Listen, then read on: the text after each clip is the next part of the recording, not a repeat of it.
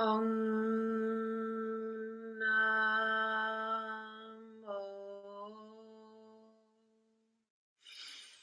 Guru Namo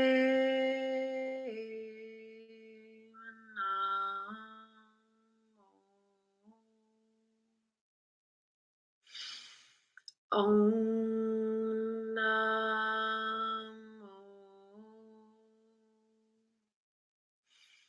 Guru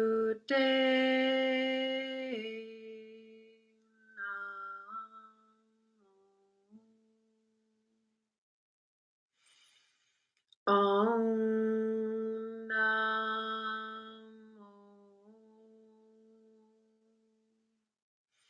Guru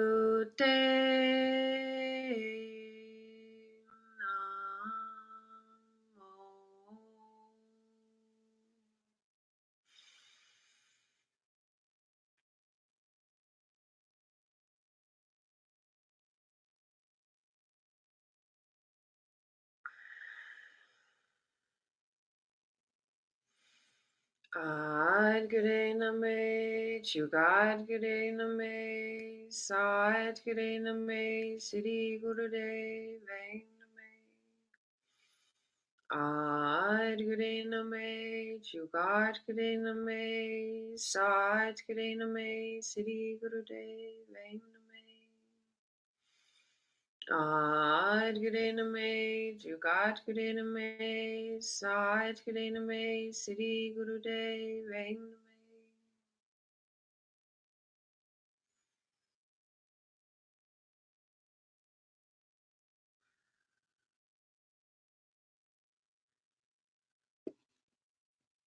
Satnam, Satnam.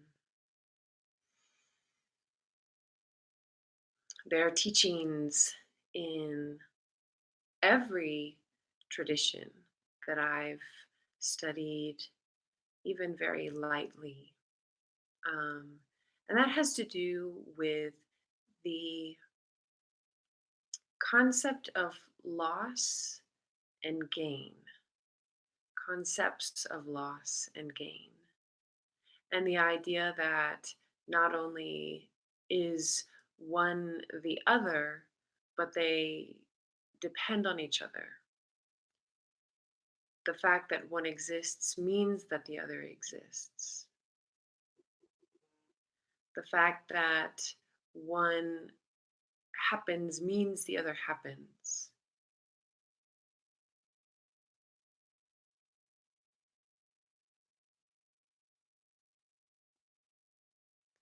And so, a teaching that I've always loved from Yogi Bhajan, and then, of course, through Guru Jagat, is the treatment of loss as gain.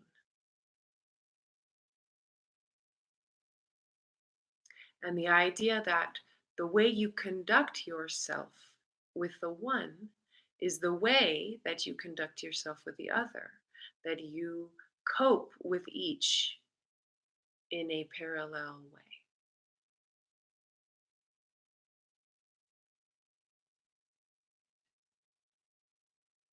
I find that there's generally one of those two that people are more comfortable with, leaving the other one to be something they're more uncomfortable with.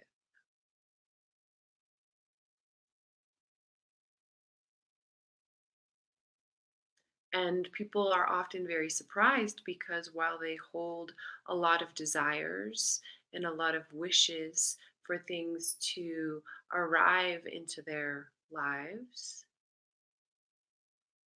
that's not actually something that their systems know how to be comfortable with. And so I also consider the concept of loss or the idea of loss, the perspective of loss, as falling alongside self sabotage or self inflicted loss. And I argue that people who endure within themselves sabotage are doing so in many cases There's the constant refrain of being afraid of your power or afraid of the blessings. But I think there's also a quality of, at least on some level, perhaps not very consciously, an awareness of the fruitfulness of loss, the magnetism of loss. That loss is this fertile soil. Loss is um, a kind of resting place. Loss is a kind of death within life. So, heartbreak is a perfect example of the restfulness within the course of life. And when you notice how, in some ways, how relentless life is, you're born and then you're doing life, right? That those lower points or the quiet points, the heartache, the other losses, those are restful places in the course of life.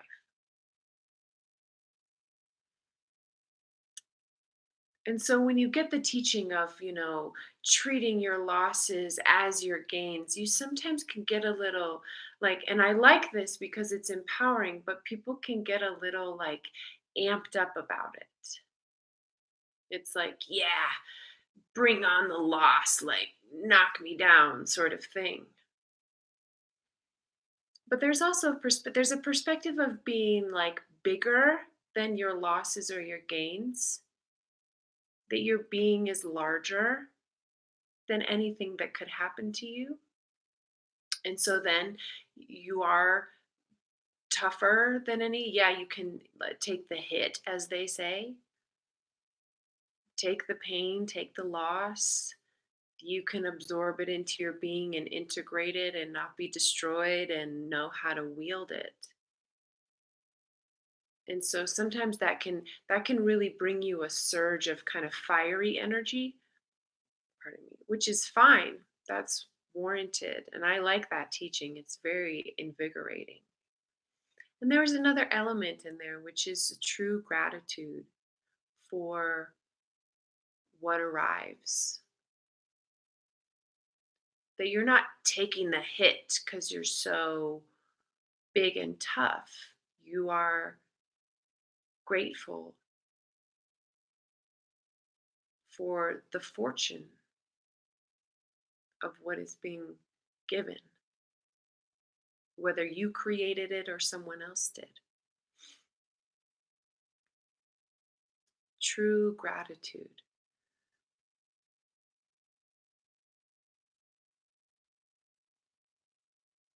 And you can feel that in your belly when you really absorb. You can feel a settling in your deep belly,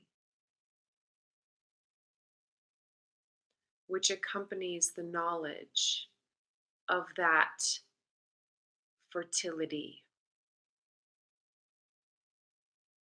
It's the action within yourself of turning over the soil with the compost in it. Really pausing in a moment of loss, in a moment of reflection, in a moment of not wishing things were different, is a way of perceiving the richness, the dynamic richness of that soil.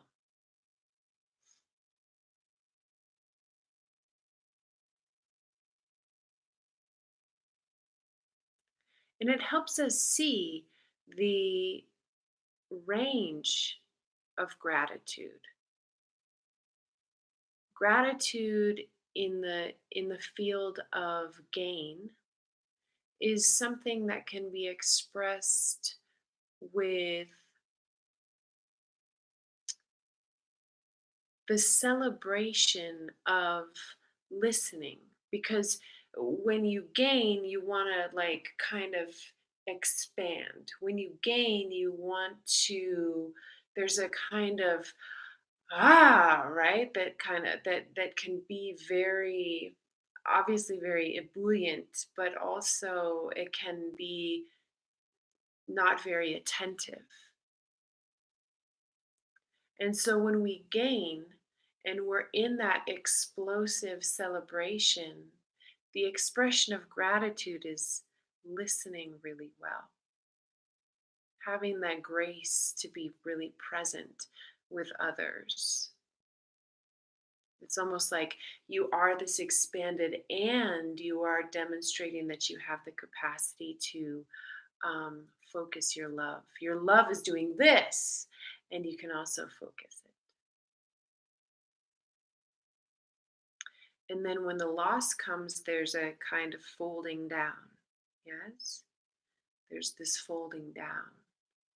And so you can elegantly fold down, and then rather than um, focusing the love in a form of listening, you always listen, right? But I'm just talking about sort of directional, how you take the energy as it's moving and show that you're the master. Yes.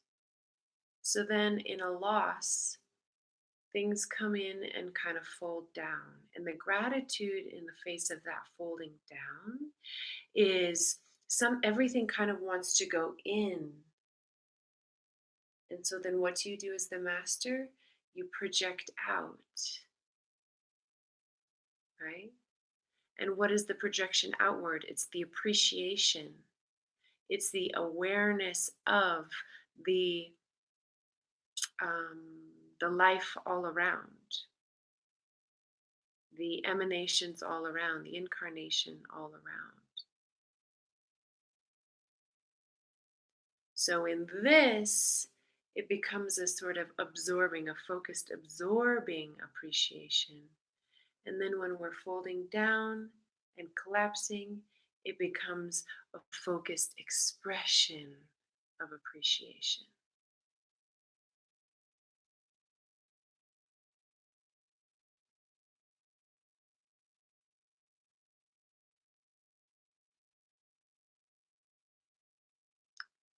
And so then we see that we don't need to be aggressive with our losses in making them into victories.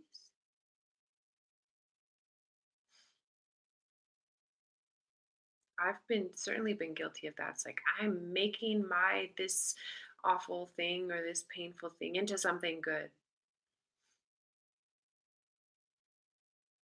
You don't even have to get to that place. You don't it doesn't ever have to be it doesn't have to be good yet. If it doesn't feel good, you don't have to push it into good. It's just this soil, this earth.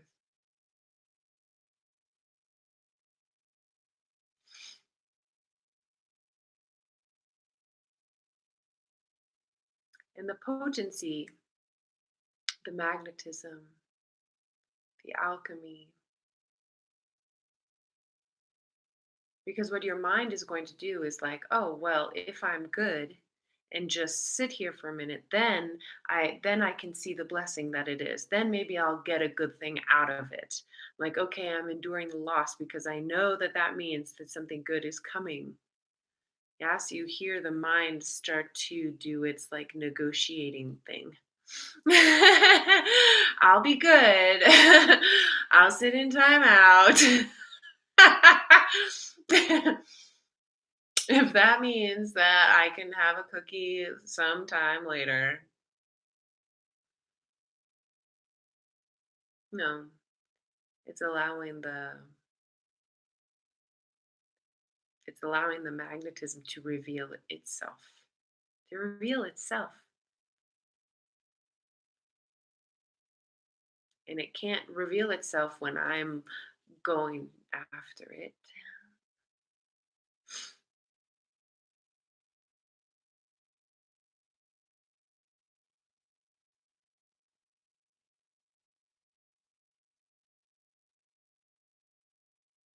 The fortune of loss. The fortune of loss. Gives us so much gentleness.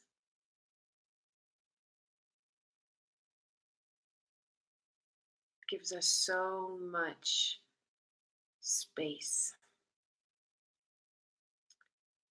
for others, for ourselves. It gives us time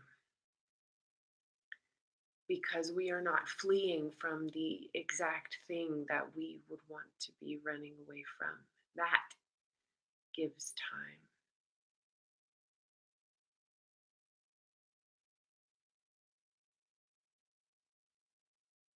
And before anything so called good comes in its natural cycle after a so called loss,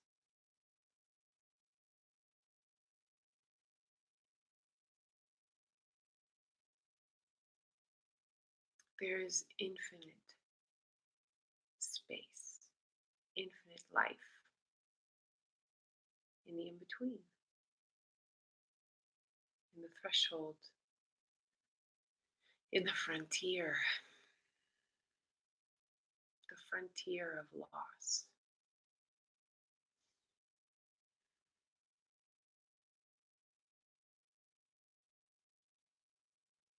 Where we are neither dominating or being dominated by our grief, our sorrow, or our fear.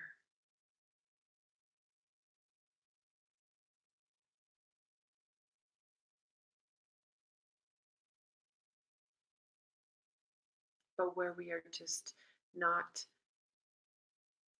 begging for it to be other than it is.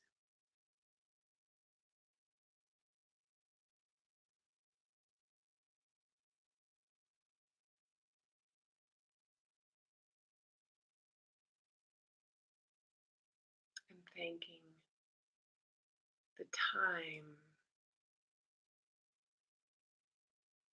as it stretches and billows and bends.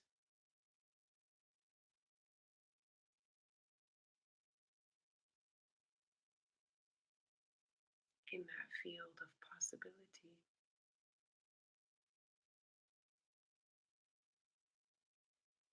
Because we are running from nothing, we are slaves to nothing. Because we are running towards nothing, we are slaves to nothing.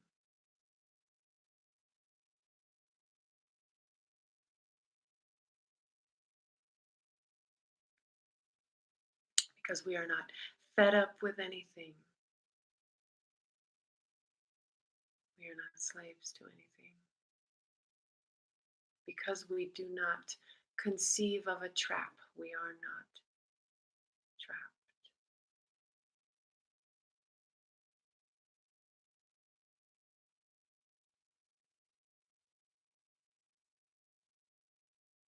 We can be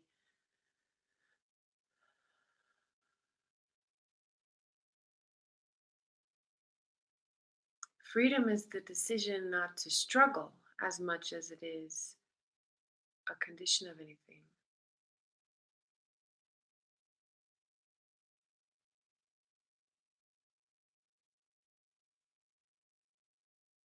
And oftentimes when we think I'm not going to struggle with this, it's a willful thing. You know, when you're trying to hold something together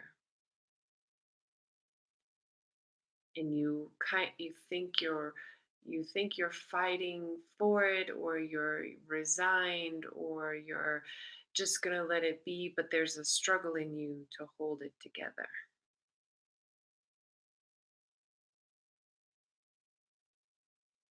And you're telling yourself, I'm just not going to fight it, but you're fighting it.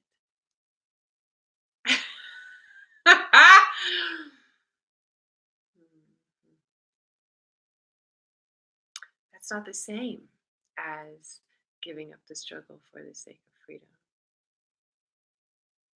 That's going against the um, the weather of life that's going upstream against the wind.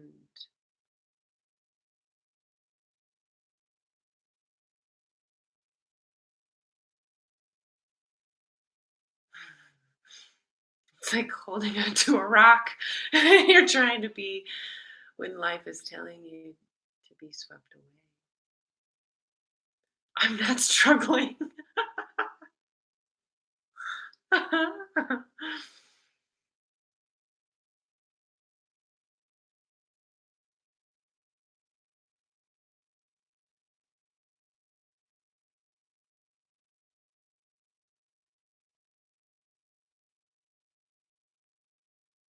The freedom of the human spirit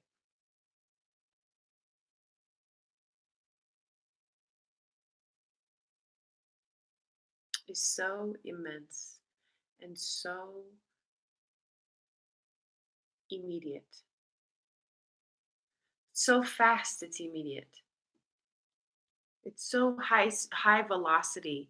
It is immediate.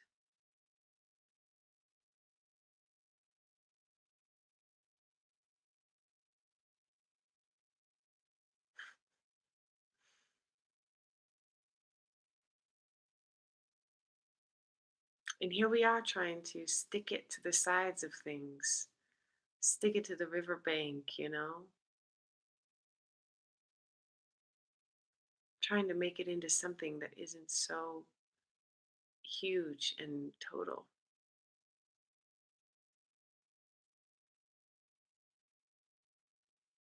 And we stream through these bodies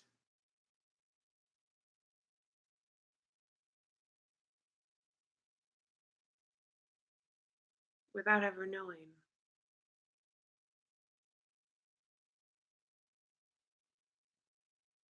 what this chance is. What this chance is to feel all things,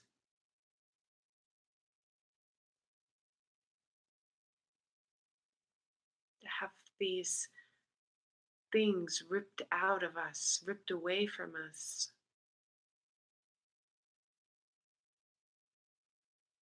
This life pouring through us, through these tiny, weak, finite bodies. That volume of life pouring through. And we complain about wrinkles.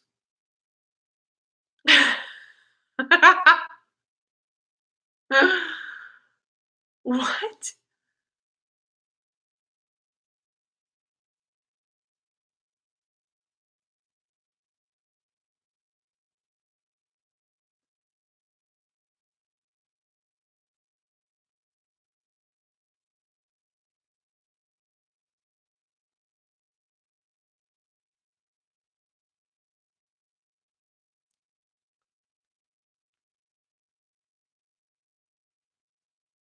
So when gain is something that is adding stress and strain and fear, often gain can trigger so much fear.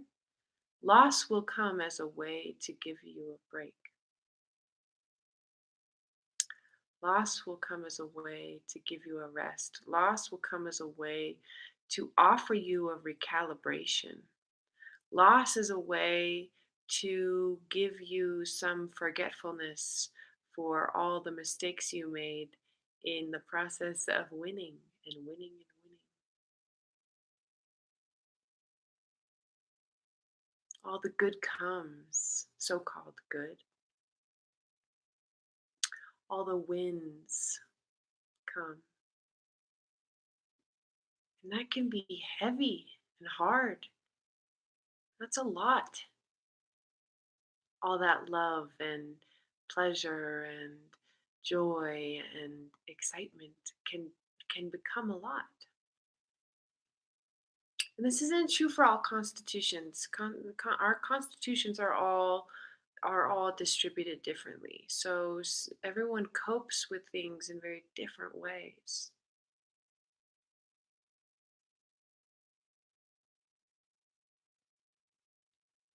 But for a lot of people, a great amount of success can be heavy in the heart. So-called success, whatever it is, whatever it is.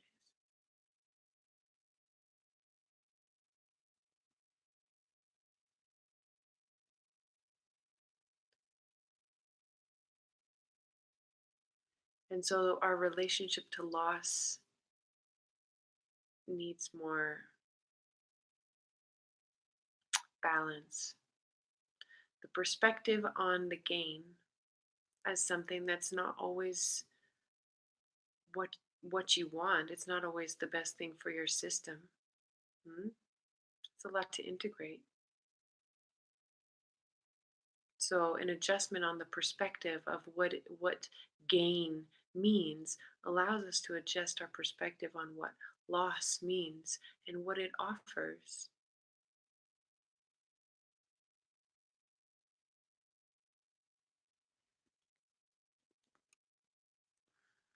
Time,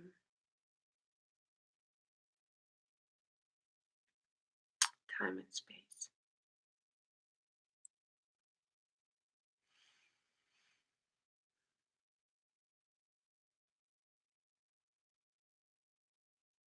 And loss loves us the same. Loss loves us the same.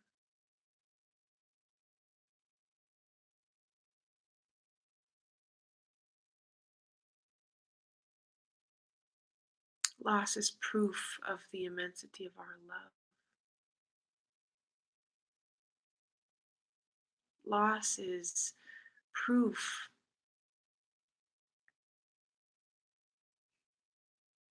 of our capacity for depth and richness.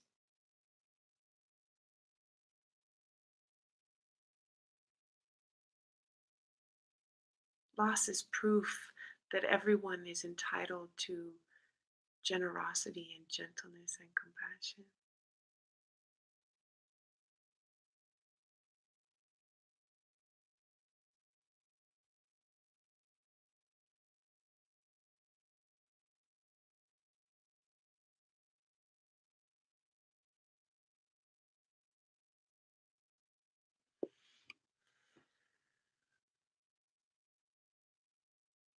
Sat Nam.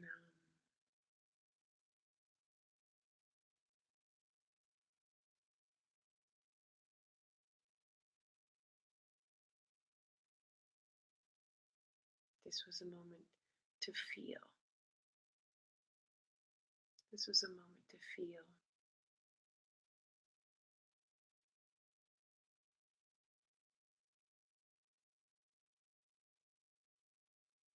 So rare human has the patience